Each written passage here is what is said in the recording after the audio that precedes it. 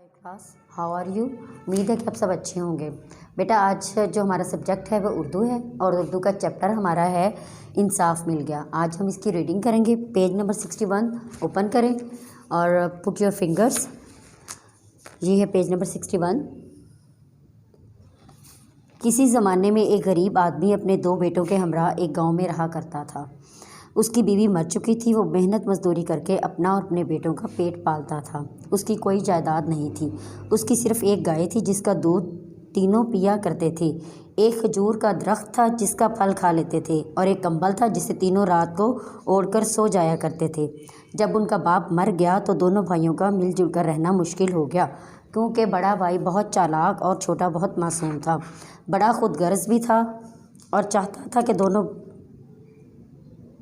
दोनों भाई बाप का विरसा यानी गाय, खजूर का दरख्त और कंबल इस तरह से आपस में तकसीम कर लें कि छोटे को बराबर का हिस्सा तो मिल जाए मगर उसके किसी काम ना आए।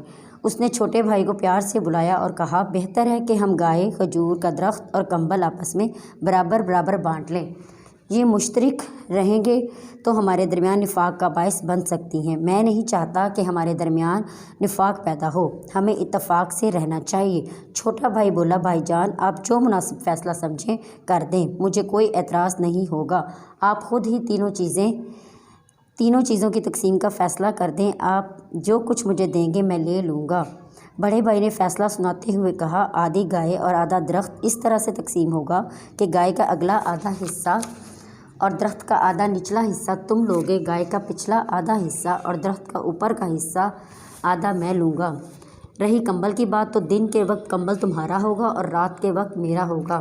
छोटे भाई ने कोई एतराज़ ना किया और बड़े भाई का फ़ैसला कबूल कर लिया। नेक्स्ट है बेटा इसकी एक्सरसाइज। बुक पेज नंबर है 63। Look at your book, take your pencil in your hands. Now we start.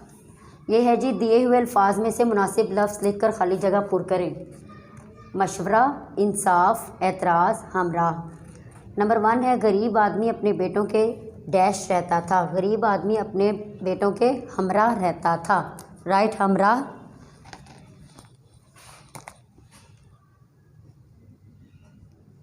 Next है, छोटे भाई ने डैश ना किया, एतराज़ ना किया। 3 नंबर है, छोटे भाई को किसी बुजुर्ग ने मशवरा दिया था। 4 नंबर इस तरह छोटे भाई को इंसाफ मिल गया। खाली जगह हो गई हमारी। अब है ये वर्ड्स हैं, इनके हमने जमा लिखने हैं।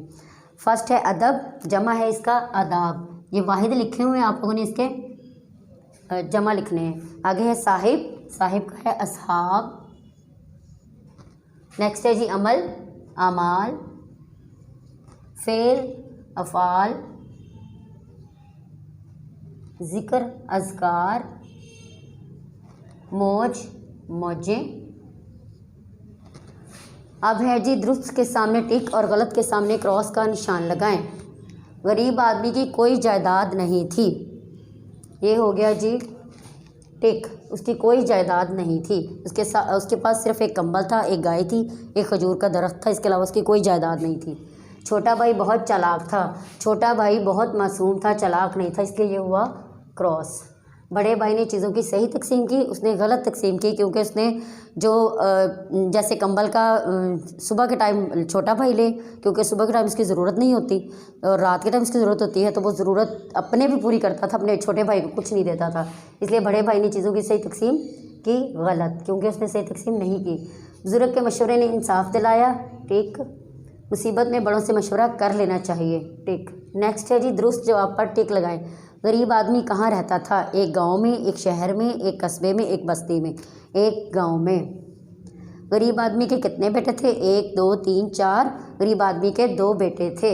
नेक्स्ट है जी, गरीब आदमी के पास कौन सा पालतू जानवर था? भैंस, बकरी, भेड़ या गाय? गरीब आदमी के पास गाय थी।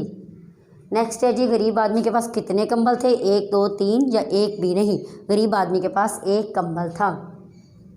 नेक्स्ट, दुरुस्त हिज्जे के गिर्द दायरा लगाएं। यानी कि कुछ वर्ड्स ऐसे होते हैं जिनके बोलने में तो वो एक जैसे होते हैं लेकिन उनके मीनिंग डिफरेंट होते हैं। जैसे निफाक है, ये रॉन्ग वर्ड है, ये निफाक ठीक है, इसके ऊपर लगाएंगे टिक। आगे है विरसा, ورثہ ورثہ یہ والا ورثہ ٹھیک ہے، جس کا جائیداد کا جس کو حصہ بولتے ہیں۔ آگے ہے فوراً، یہ والا فوراً ٹھیک ہے، یہ والا فوراً رانگ ہے۔